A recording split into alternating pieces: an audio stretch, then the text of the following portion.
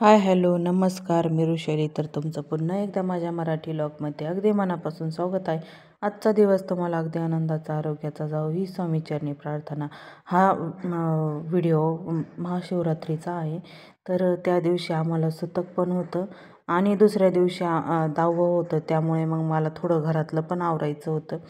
तर घरातलं आवरसावर चाललेली आहे माझी थोडीफार. महाशिवरात्रीच्या दिवशी आम्हाला काही दर्शन पूजा वगैरे काही करायची नव्हती, त्यामुळे आम्ही घरीच होतो. तर मग मला घरातलं पण आवरायचं होतं आणि माठ वगैरे हे सर्व काही धुवून मला त्यामध्ये पाणी भरायचं होतं. तरी इथे मिस्टर पण मला जाळं वगैरे काढू लागत होते. तर मग मला पण किचनचे ते टाईल्स वगैरे सर्व काही घासून काढायचं होतं. भरपूर दिवसाचं घासलं नव्हतं. मला महिना 15 दिवस झाले का खिडकी आणि टाईल्स पूर्ण घासूनच काढायला लागते. त्यामुळे मग ते सगळं चिकट झालेलं असतं. त्यामुळे मग मी सर्व काही धुवूनच काढते, सर्व घासून. सुतक असल्यानंतर घरातलं सर्व काही आवरलं जातं असतं. मग 10व्याच्या आगल्या दिवशीच मग माझं सर्व काही आवरलं होतं. माझं सर्व घरातलेलं सगळं झटकफटक सगळं झालेली होती. आणि 10व्याच्या आगल्याच दिवशी आता हे किचनचं राहिलेलं होतं, मग ते मी आवरत होते. तर इथं तांब्याचं फिल्टर आहे ते मला घासून आणि ठेवून द्यायचं होतं. आता उन्हाळ्यात ते काही वापरत नाही मी. पावसाळा हिवाळा ह्या 2 ऋतूंमध्ये मी वापरत असते पाणी पिण्यासाठी.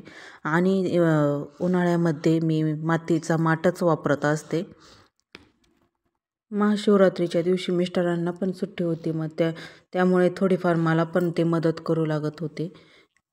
तांब्याचं भांडं घासायचं झाल्यानंतर मला मातीचा माठ पण थोडासा घासून आणि उन्हात वाळत घालायचा होता. आणि हे तांब्याचं भांडं घासून आणि धुतल्यानंतर मी थोडंसं असं कॉटनच्या कपड्यानं पुसून काढत असते. मग त्यावरती हे काही डाग असे पाण्याचे डाग नसतात. त्यामुळे मग थोडं पुसून घ्यायचं कॉटनच्या कपड्याने आणि उन्हात वाळत घालायचं. खूप छान असं हे त्याच्यावर डाग पण नाही पडते. तांब्याचं भांडं घासायचं झाल्यानंतर मग ते मी उन्हामध्ये ठेवलेलं होतं. छान असं वाळल्यानंतर मग त्यामध्ये मग केअर बॅगमध्ये मी भरून ठेवून दिलेलं होतं. तर मातीचा माठ पण मी घासून आणि उन्हामध्ये वाळत घातलेला होता. मग ते छान वाळल्यानंतर मग मी आपलं साधं पाणीच भरून मग ठेवलेलं होतं. आणि संध्याकाळी ते पाणी ओतून दिलं आणि मग आपलं फिल्टरचं पाणी भरून आणि मग ती पिण्यासाठी मी यूज केलेलं होतं. आम्ही माठातलंच पाणी पित असतो. आम्ही फ्रीजमध्ये पाण्याची बॉटल वगैरे काहीच भरून ठेवत नाही. आम्हाला फ्रीजचं पाणी चालत पण नाही. आम्ही माठातलंच पाणी पित असतो. आणि त्यानंतर माझं घासायचं काम चाललेलं होतं. तर शंभूचं मी भांडे खाली ठेवलेले होते. तर शंभूचं पण येथे बघा काय चाललं आहे. शेगडीचे ते स्टँड आहे ते खाली काढून आणि त्यावरती पातेलं ठेवलेलं आहे. त्याच्यासोबत तो खेळत आहे भांड्यांसोबत बघा.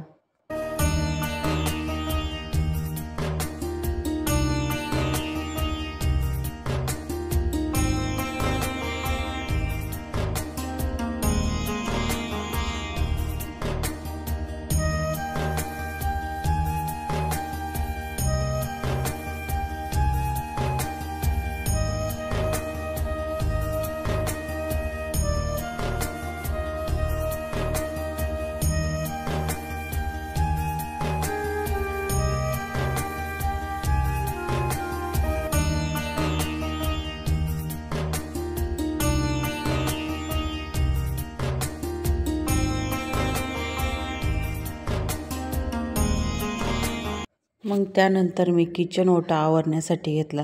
आधी गॅस खाली ठेवून घेतला. मग त्यानंतर टाईल्सवर पाणी मारून घेतलं. सर्व टाईल्सवरती खिडकीमध्ये सर्व काही पाणी मारून घेतलं मी. ते चिकट झालेलं असतं ना, मग ते सर्व काही आपलं पाण्यानं भिजून गेल्यानंतर मग ते आपल्याला घासण्यासाठी सोपं होत असतं. तर ते भिजल्यानंतर मग घासायला जास्त लागत नाही. मग त्यामुळे मग मी सर्व काही पाणी मारून घेतलं. मग त्यानंतर मग विम लिक्विड तयार करून घासण्यासाठी घेतलं होतं मी. तारीची घासणी घेतली होती मी घासण्यासाठी. छान असं तेलकट वगैरे सर्व काही निघून जातं त्या घासणीनं. रोज घासण्यासाठी आपल्याला काही जमत नाही. मग त्यानंतर मी 15 दिवसात किंवा महिन्यामध्ये असं करतच असते. पूर्ण टाईल्स, खिडकी वगैरे सर्व काही किचनवरचं सर्व सामान खाली करून घ्यायचं आणि मग मी असं सर्व काही घासून घेत असते. पाणी टाकून सर्व धुवून काढायचं. जेवढं आपण किचन स्वच्छ ठेवू तेवढं आपलं किचनमध्ये आल्यानंतर आपल्याला छान वाटत असतं. मग त्यानंतर मग धुतल्यानंतर सर्व काही किचन स्वच्छ केल्यानंतर मन असं खूप प्रसन्न वाटत असतं. त्यामुळे मग मला किचनमध्ये 15-15 महिन्यात किंवा असं मी सर्व काही साफ करत असते. किचनच्या जाळीमध्ये तिथे खाली खूप घाण झालेली असते. मग त्यानंतर मी ते नळी लावूनच त्या खालची पूर्ण ते काय घाण निघून जाते. मग त्यात ते वायपर टाकून मी पूर्ण असं साफ करून घेतलं ते. मग त्यानंतर मी नळी लावून सर्व काही स्वच्छ धुवून घेतलं. टाईल्स वगैरे सर्व काही स्वच्छ असं पाण्यानं धुवून काढलं.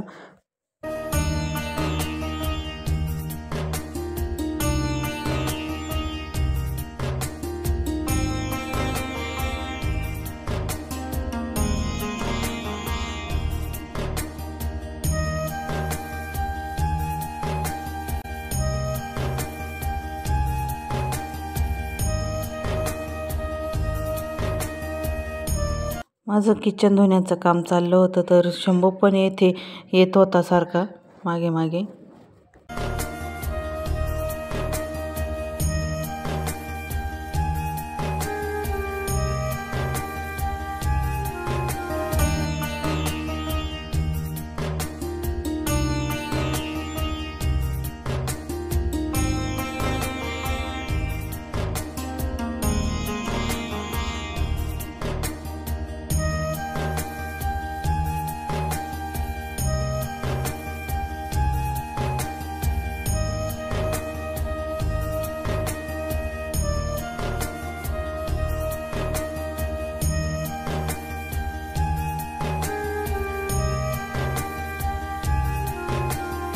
वरचं सर्व काही घासून घेतल्यानंतर मग मी खाली आले.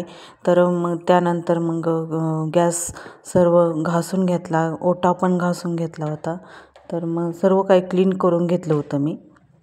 मग त्यानंतर याच्यावर पण पाणी मारून सर्व काही नळीनं धुवून काढलेलं होतं मी. सर्व साफ करून घेतलं होतं मी.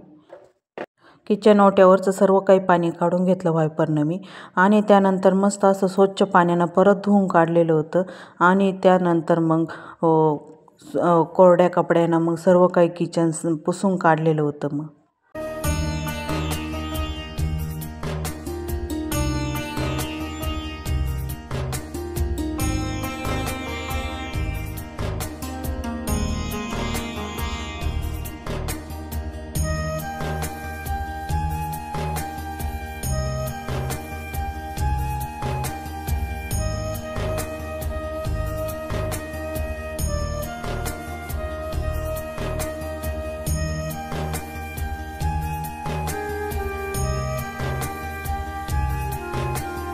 सर्व घासून धुतल्यानंतर मग मी गॅस आणि ते सर्व काही वरती ठेवून घेतलं.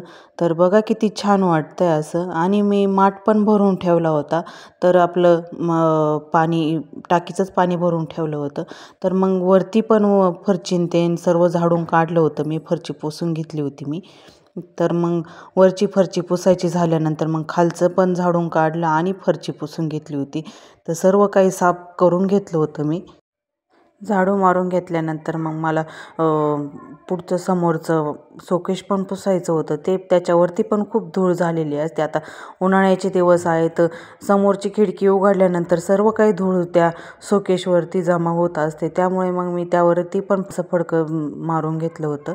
तर खूप काही अशी धूळ असते. मग त्यामुळे मी थोडं ओलं फडकं केलं आणि सर्व काही पुसून घेतलं होतं मी. 8-15 दिवसातून मला असं सर्व काही साफसफाई करावंच लागत असते. तर मग सगळं काही पुसून लुसून सर्व काही घ्यायला लागत असते.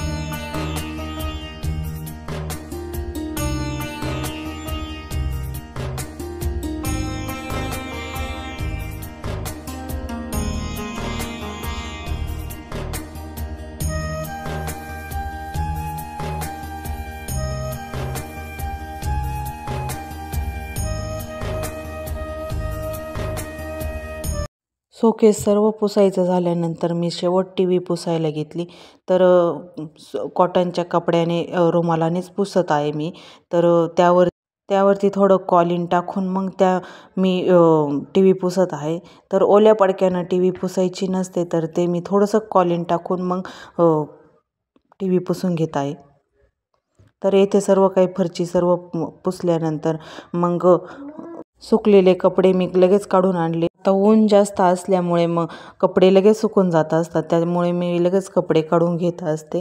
तुम्हाला आजचा व्हिडिओ आवडला असेल तर व्हिडिओला लाईक करा, कमेंट्स करा आणि चॅनलला सबस्क्राईब केलेलं नसेल तर चॅनलला लवकरात लवकर सबस्क्राईब करा. चला नवनवीन व्हिडिओसोबत भेटूया. बाय.